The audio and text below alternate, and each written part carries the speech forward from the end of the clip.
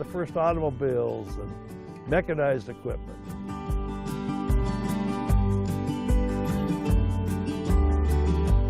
This community has gathered all those things and brought them together right here at the Schaefer Museum. It's an incredible collection and maybe one of the state's finest museums in many respects. It truly is one of my favorite places.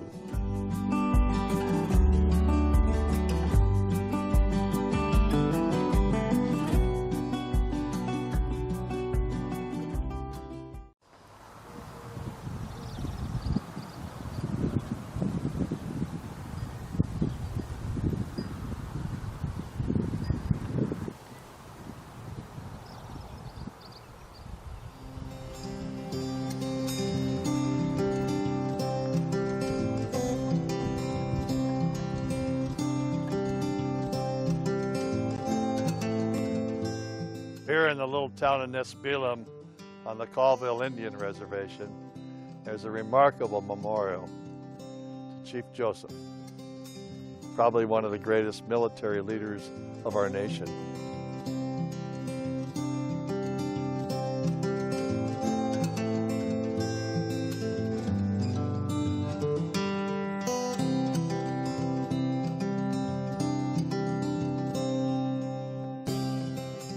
Vastly outnumbered by the United States Cavalry, and for 3.5 months he'd pick his location, stand and fight, and then retreat.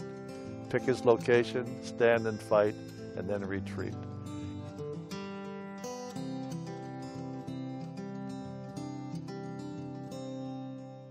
He almost got his entire band of Nez Perce into Canada and freedom.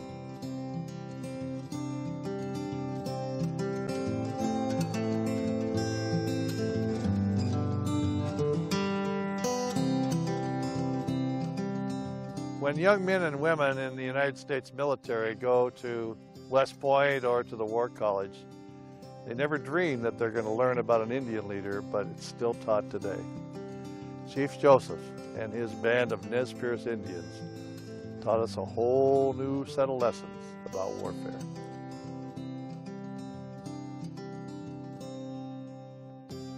Chief Joseph was a remarkable military leader, and after the Indian Wars were over, he was assigned by the United States government and forced to live here in the Colville Reservation, and that's where he lived out his life.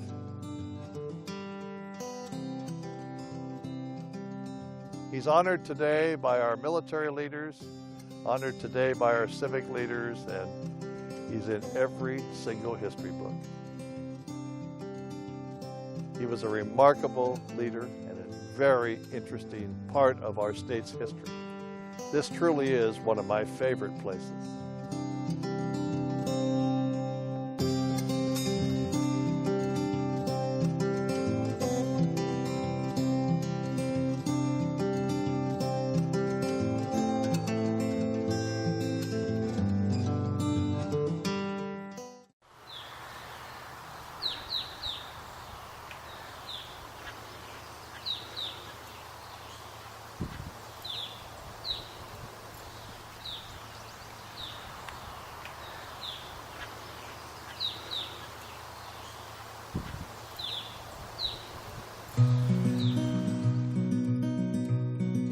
So here we are just 8 miles west of Chehalis and just off the I-5 freeway at this beautiful little Coqueto Church.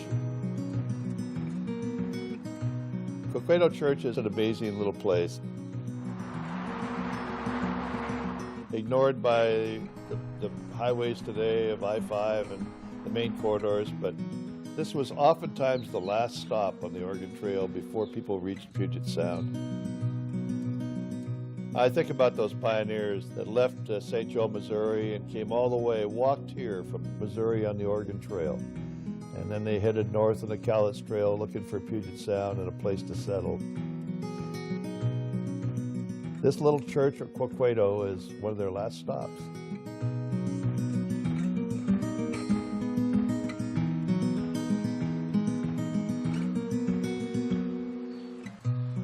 Aren't we blessed in this state to have this kind of a building remaining? More than half as old as our United States government, built before Abraham Lincoln, and here it stands today.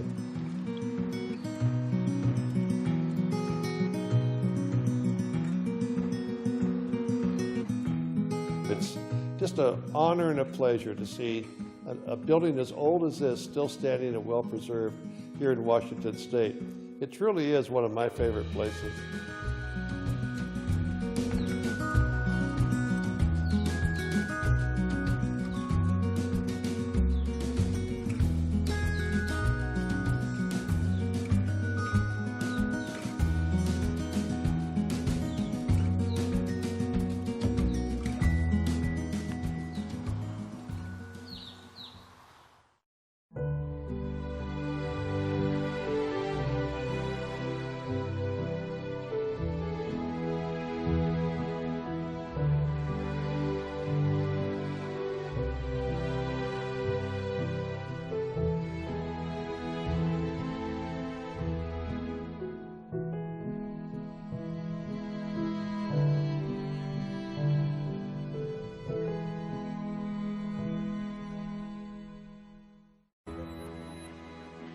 For 13 years, Teach with TVW has been inspiring civic action in classrooms across Washington State with our Capital Classroom program. This is not what I expected. I'm going to move this mic a little bit, so hopefully that doesn't cause a problem, but I don't want it to get bumped by Come on up, everybody. All right, so speakers and people standing in support, please come on up.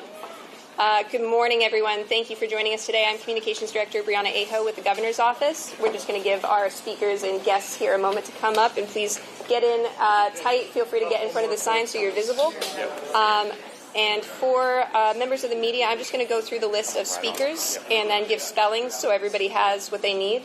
So that's okay. We'll be shuffling around a little bit, getting it balanced on both sides. So first you're going to hear from Thomas Reynolds. Thomas, Thomas, Reynolds, Rewnololds. He's the CEO of Northwest Harvest. Then you'll hear from Governor Bob Ferguson. Then Treasurer Mike Feliciotti. Then Ephraim Fezaha from Boon Boona Coffee. So that's Ephraim, E-F-R-E-M, Fezaha, F-E-S-A-H-A. Boon Boona, B-O-O-N-B-O-O-N-A Coffee. Then UFCW member Matt Lutton, L-U-T-T-O-N. And then Port of Seattle Commissioner Ryan Calkins, Ryan, R-Y-A-N, last name Calkins, C-A-L-K-I-N-S. So those will be your speakers today. And with that, I'll introduce you to, turn it over to Thomas Reynolds from Northwest Harvest. Thank you so much. Good morning. Thank you all for being at Northwest Harvest Soto Community Market, a free grocery store here in Seattle for everyone seeking food resources. I'm Thomas Reynolds, the CEO. At Northwest Harvest, our mission is growing food justice through collective action. That means not only distributing food for those who need it today, but also pressing for systems change so fewer families need emergency food in the future. Today we're here because of one of those systemic issues, tariffs. They act as regressive tax, hitting low-income households the hardest. Low-income households spend a greater share of their income on imported goods, which are often the most affordable options. When tariffs drive up those prices, families are left with fewer choices and less food. And we're seeing the impact of this already. Rising food insecurity, increased demand at food banks, growing pressure on our statewide network of food pantry partners, about 400 partners. We're responding by continuing to prioritize fresh produce, affordable staples, and local purchasing of Washington agriculture to avoid tariff-related costs. And we know responding to urgent need isn't enough. We need policy solutions that protect communities from economic harm and ensure access to nutritious food. We're honored to welcome Governor Bob Ferguson, whose leadership continues to elevate the voices of Washington communities and bring attention to the real-world local consequences of national policy decisions. Thanks, Thomas. Give a round of applause to Thomas and the great team here at Northwest Harvest. We so appreciate everybody here at Northwest Harvest. not just for welcoming us today, which we appreciate, but for all the really fantastic work that you do for so many Washingtonians. So thank you, and to the team. Thank you all for being here.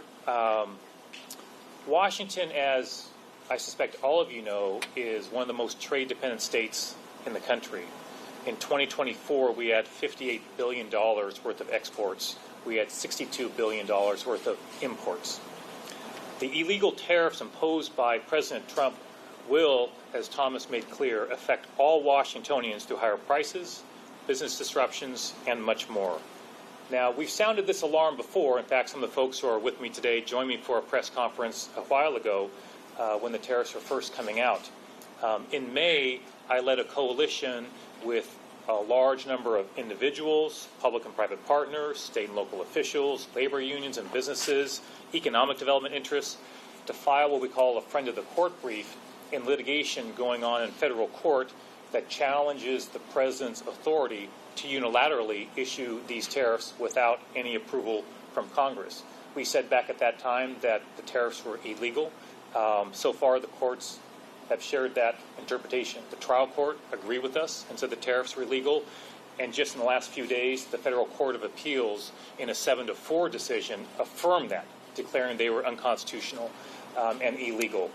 The Trump administration is appealing that to the United States Supreme Court, so we expect the Supreme Court to take up that case and issue a decision in the coming months. But these tariffs are illegal, and the reason we filed an amicus brief was to make sure that Washington State's story was being told before the courts that are making a decision about these tariffs, to make sure that the impacts here. Now look, at the time we had that press conference, we had business folks here talking about how chaotic these tariffs were, they changed from day to day, and how as a business person, how do you run a business if you can't project with any certainty what your costs are going to be? Well, now, thanks to a report done by the Office of Finance and Management, more about them in a moment, that draws an even clearer picture of these tariffs and the adverse impacts to Washingtonians. So according to this nonpartisan analysis, and again, it's being released today by our Office of Financial Management. And I just want to say a great thank you to the folks who do that work and all the work they do for the state of Washington. But part of their work is providing projections to us, so we, as a state, can budget accordingly. And so they've taken an analysis on what these tariffs, fully implemented, would mean to Washington State. So just to give you a few of the data points. And what we're talking about here is Liberation Day tariffs, if fully implemented, to 2029. We have another data point I'll share in a moment, just to be clear and sort of the numbers we're talking about. But it will result in significantly higher costs for Washington families, the loss of tens of thousands of jobs, and billions of dollars lost in state revenue. So those Liberation Day tariffs, again, if fully implemented, have what we call an effective tariff rate of 27%, which is shockingly high. There is no scenario in which these tariffs are good for Washingtonians. And don't be fooled by the administration. Washington's working families and businesses and the state will bear the cost of these tariffs. Before I go into any more numbers, I also want to say we're joined by a number of folks here. You'll be hearing from just a few, but I so appreciate the members of my cabinet who are here, the folks who contributed to this report, folks from OFM, of course, local elected officials, business leaders, labor leaders, you name it, are all here, and we deeply appreciate it. But let me give you a few points. So number one, if the full tariffs are in effect through 2029, we expect up to a 16% increase for groceries over the next 2 years. Now, just to break that down, different families have different sizes and different needs for groceries. So for some, the number I'm going to give would be larger, but let's say you spend $200 a week on groceries. Again, I want to be clear, many families spend a lot more than that, depending on the size of your family and where you shop and where you get your groceries. But just to give you a sense of scale, if you spend $200 a week on your groceries, you'll be spending an extra $128 per month on those groceries as a result of these tariffs. We also predict a 7% spike in the cost of clothes and shoes in the next year, a 14% increase in natural gas prices, which of course push up utility bills, and an increase of 25% in the cost of used cars. No matter how much the president wants us to believe that foreign countries bear the cost of these tariffs, that's simply not true. Multiple studies make clear that the actual costs are passed on to you, consumers in Washington State. The Budget Lab at Yale looked at the Trump tariffs just recently, back in June. They found that up to 80% of tariff costs, 80%, are passed on to consumers. As costs rise and spending slows, those tariffs will cost Washington jobs. The president's tariffs, again, if fully implemented, will cut up to 31,900 jobs from Washington state alone. Trade-dependent Washington industries like agriculture, food processing, and aerospace will be especially hard hit. The impacts to our most trade-dependent industries will have ripple effects. Ports, and you'll hear from Port Commissioner Ryan Calkins momentarily, ports will see slowdowns, reducing jobs in logistics, warehousing, trucking, and more. Trade drives our economy. Not surprisingly, the report predicts that these tariffs will also cause a slowdown in our state economy. To be specific, it predicts our quarterly growth rate will decline by 1.2 to 1.8%. Now, all those numbers I gave you are Liberation Day tariffs fully implemented. Donald Trump has been so chaotic, right, you can't predict anything that's going to last over the course of this time. So the team ran another alternative number. They looked at the date of August 7th, so just a little bit less than a month ago.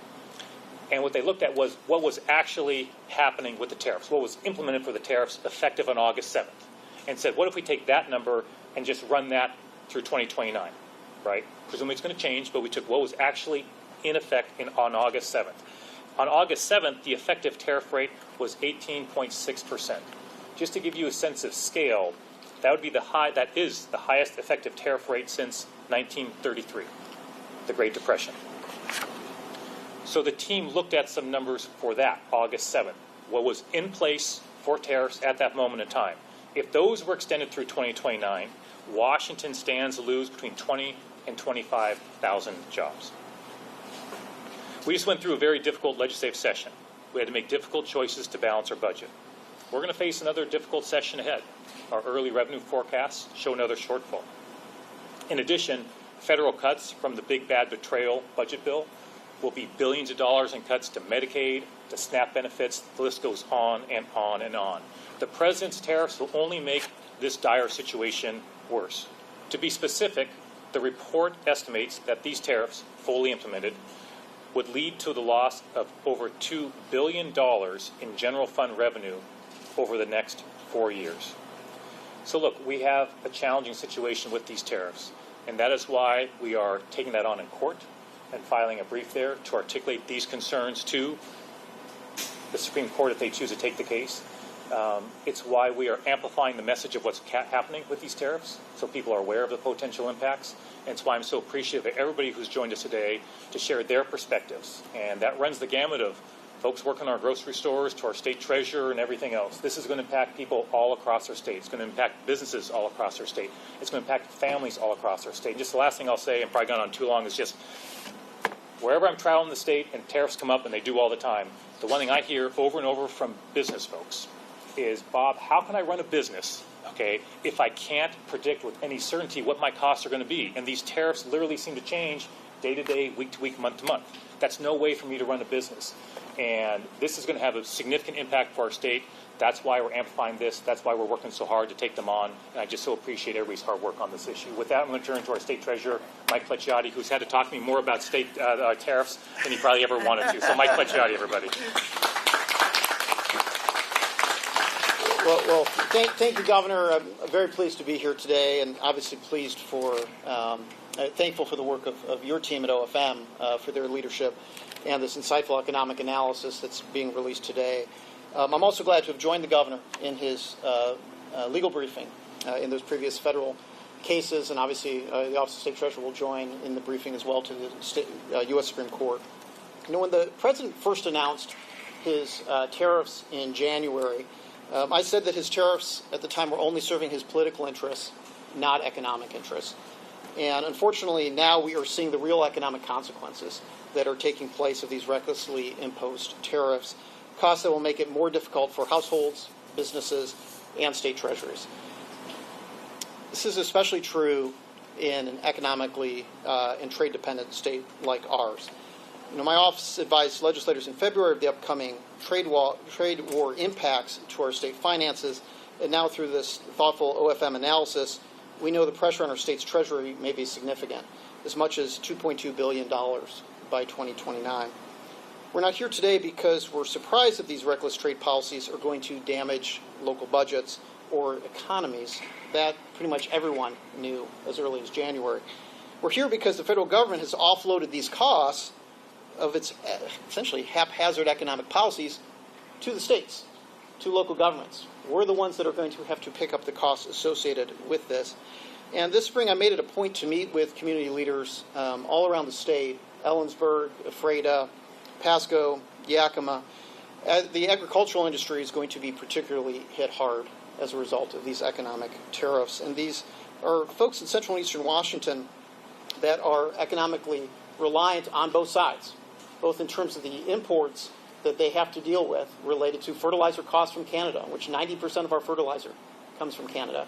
But then they're also being hit on the export side as those exports are going overseas, which is to say that for Washington's key industries, they will have a negative impact on both sides of the ledger. It will also increase prices and threaten jobs. More expensive, it'll be more expensive to make products, it'll be more expensive to sell products. This trade policy chaos has far-reaching consequences that are having a major impact here close at home. So to be clear, that this is a threat that is recognized by independent analysis from outside of our state as well. So while we have very thoughtful independent analysis from the governor's budget office, our 3 credit rating agencies have identified the risks to the tariffs to our local economy and our vulnerability as a state that is particularly reliant on trade. But of course, economies don't stop at state borders. And Washington is not unique in being negatively impacted by the president's tariffs. Sadly, many other states and business leaders, however, are fearful to speak out about the economic harm of the president's economic policies. And that's why I really appreciate the governor's leadership here today, because the Trump administration is deliberately creating a climate of chaos. These constantly moving targets are the opposite of good government or smart economic policy. The only responsible maneuver in the face of this recklessness is to continue to prioritize financial strength and stability, being prepared so that our state is insulated from the worst instincts of the other Washington. I look forward to continuing to work with the governor, the legislature, and our local partners to create a path forward to survive these economic risks that are on the horizon.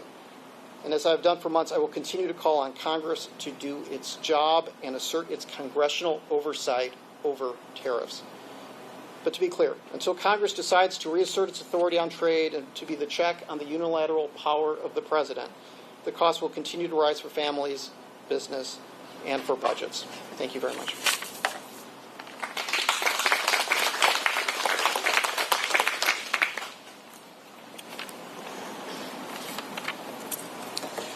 Grateful to be here with Bob Ferguson, Governor Bob Ferguson, sorry.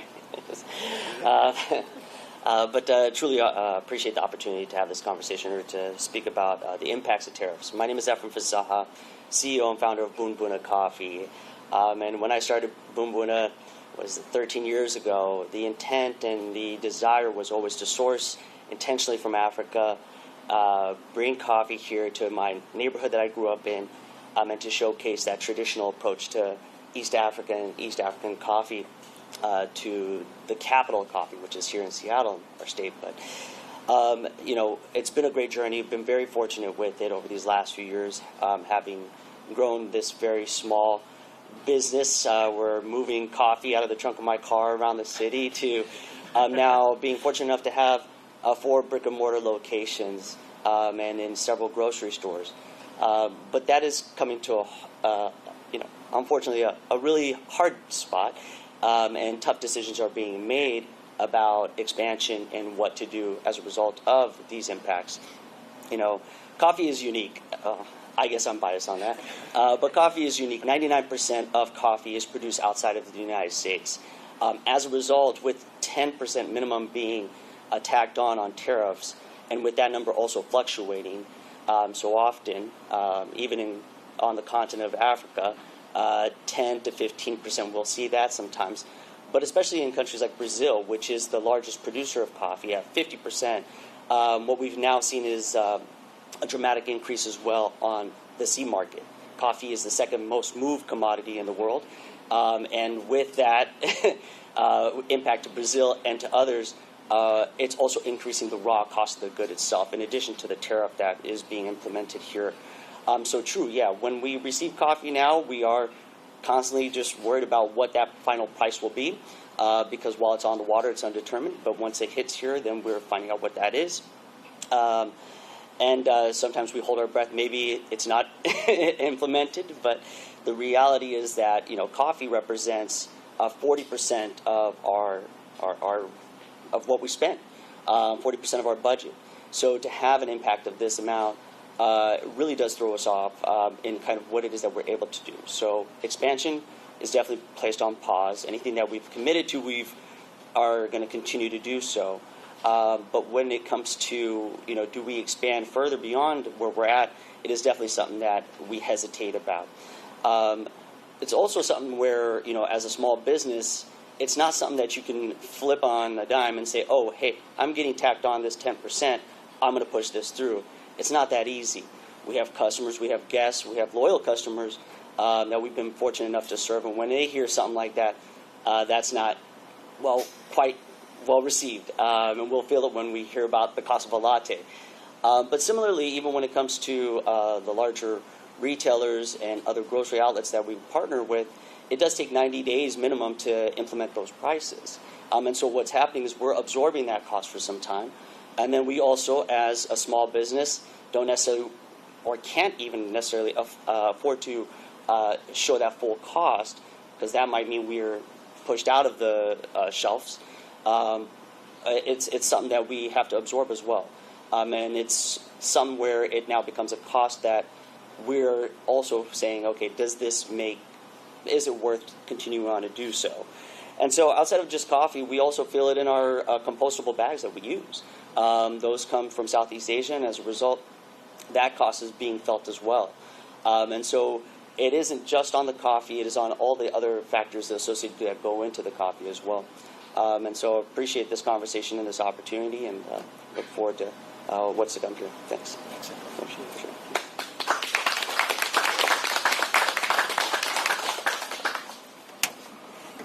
Morning, everybody. I'm Matt Lutton. I'm a 10-figured meat cutter from the Greenwood and Fred Meyer. Around the holidays, I stuff the meat case with standing rib roasts, bone-in hams, boneless hams. And these cuts, they become the centerpieces for family dinners. It's the food that the kids come home to and they enjoy. The problem here is that we import a lot of that beef from Canada. And we also get a lot of the ham from Canada. These tariffs will likely increase the price of those special items, plus many staples, cereal, milk, fruit, and nuts. And I worry that the giant corporations who own our grocery stores will use these higher import taxes as cover to hike up prices on these items even higher, just like they did during the COVID pandemic. During the trial over the merger between the Kroger and Albertsons, which our union blocked with the help of then Attorney General Bob Ferguson, the CEOs admitted to hiking up the prices of milk and eggs beyond inflation. To quote former Kroger CEO Rodney McMullen, inflation is always good in our business. I worry these higher tariffs mean our customers will start pulling back. Just the other day, I had a customer tell me they not only need to cut back on the centerpiece cuts, but to have a smaller package of even ground beef. If these tariffs raise the prices even further, what are my customers supposed to do? I worry that skimpier suppers for me and my customers means skimpier paychecks for me and my coworkers. I worry that these companies will start closing more stores.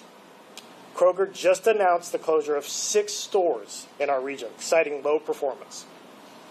How many more low performers will these tariffs create? That's why we all need to stand together to make sure that the political power plays and corporate greed don't turn our family dinners and our livelihoods into the next thing on the chopping block. Thank you.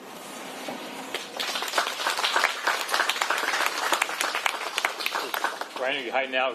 Come on in. Yeah, you're good. Good morning, everyone, and thanks for coming this morning. As a dad who just put his 3 kids back into school yesterday, I can assure you that the anecdotes back up the data. All that back-to-school supplies, all those cleats I needed to buy for the fall season, they're all more expensive right now, and it's only going to get worse. But I'm going to try to take us to a little bit higher level and talk to you about what's happening at the Port of Seattle and Port of Tacoma.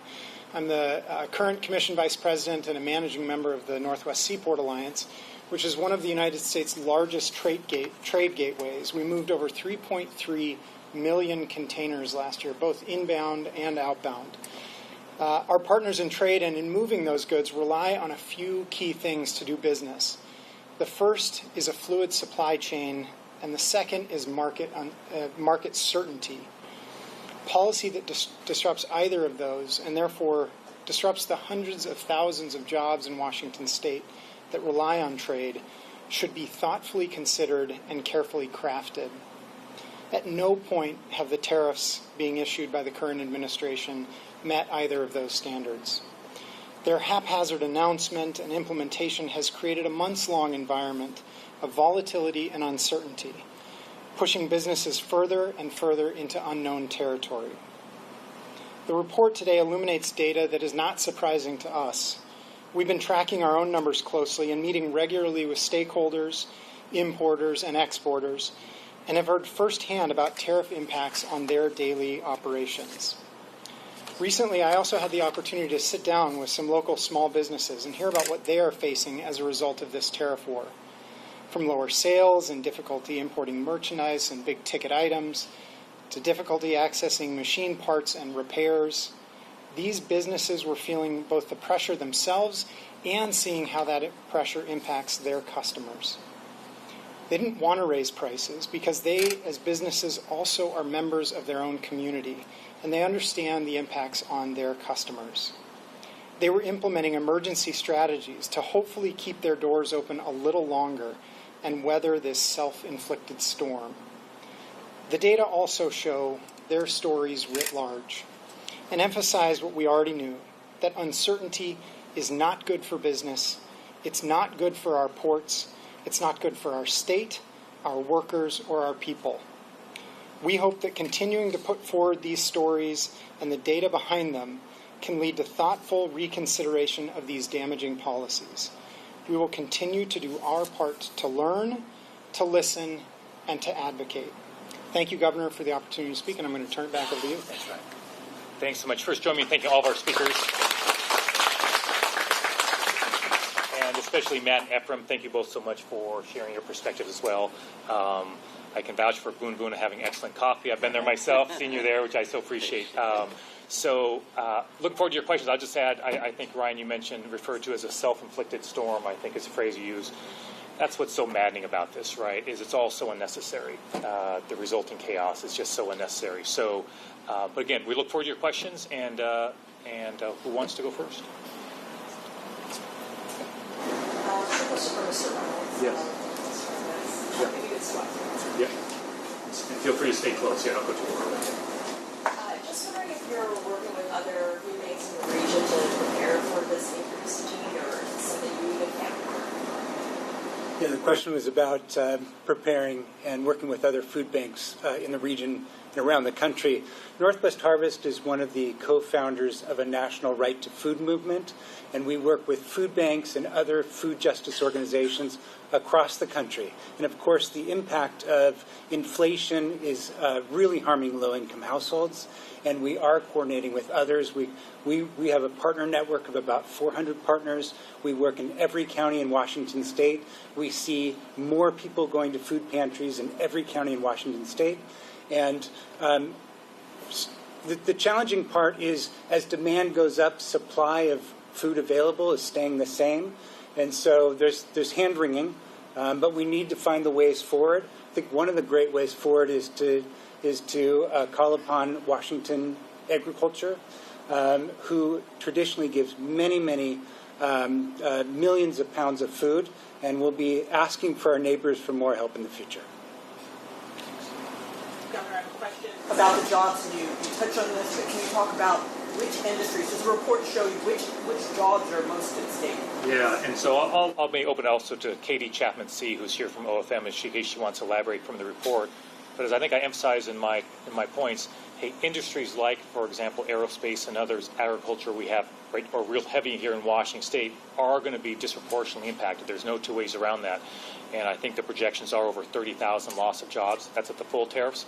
But even at the level at the August 7th, moving forward, I think that number was 20 to 25,000 loss of jobs. So that'll be something from a state perspective to see what we can do in terms of our policies to help out those industries. Katie, I'm not sure if there's anything you want to add in terms of, feel free to come to the microphone. This is Katie Chapman-C.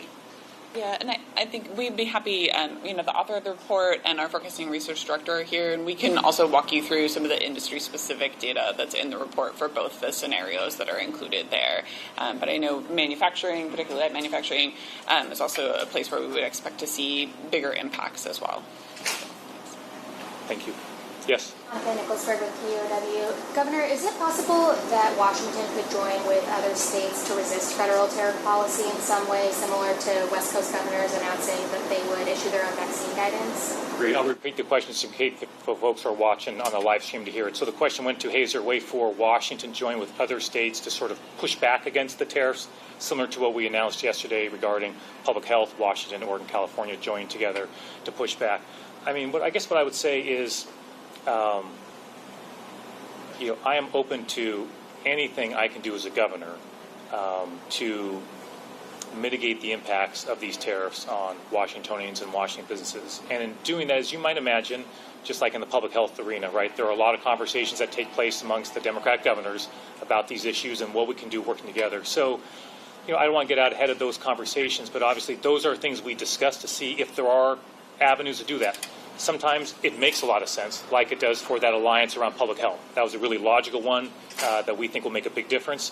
Sometimes, while we're aligned, obviously, in our views, there's not really an alliance that kind of can truly make a difference. That said, we are aligned on things like, hey, taking on the legal actions we're taking on, right? That there are things that the states are working on together, whether that's the governors, the AGs, state treasurers certainly are having their conversations, and local elected officials at every level. That does happen. So I don't think I have anything to announce in terms of tariffs with other states specifically, but I think what I can say is that those are ongoing conversations we have about any of these major policies, for lack of a better word, or decisions coming from the federal government that are impacting our state. Yeah. Do you have concerns that the taxes the legislature passed this past session will have a similar effect on the economy? So the question is, do I think the impact of taxes will have a similar impact on the economy? What I would say from the last legislative session, and I said this at the time we signed the budget, look, we had a challenging budget situation with a $16 billion shortfall. There's no easy way out of that, right? There's no easy way out of that. And if we got a lot of people in this room, if there's 70 people in this room, I'm confident that if the 70 people here all can make the final decision about how to balance that budget, there'd be 70 different outcomes. How much revenue, how much cuts, what cuts they would be. There's no one right way to do that. That said, given the challenge we're facing, I think the balance between the revenue and the streamlining our government and making difficult choices on reductions was a balance that made sense. It's my hope going forward. We are having conversations, KD, with businesses since the budget was adopted. We're working with businesses around those revenues that were adopted to see if there can be changes to those that would mitigate those impacts. But look, anytime you're raising impacts on businesses, that's not a good thing. That wasn't what I wanted to do when I was running for governor.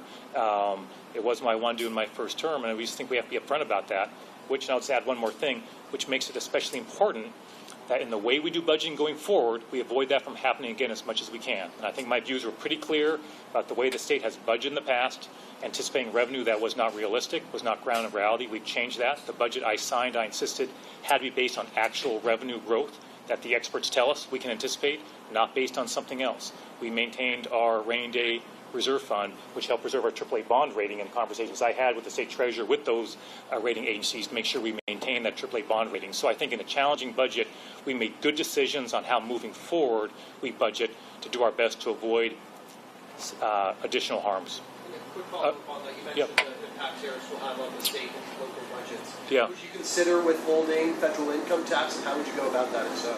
Yeah, I guess what I'll say about the concept out there of withholding federal income tax, I don't want to get too specific this time. What I'll say is that there are lots of conversations about different options the state of Washington can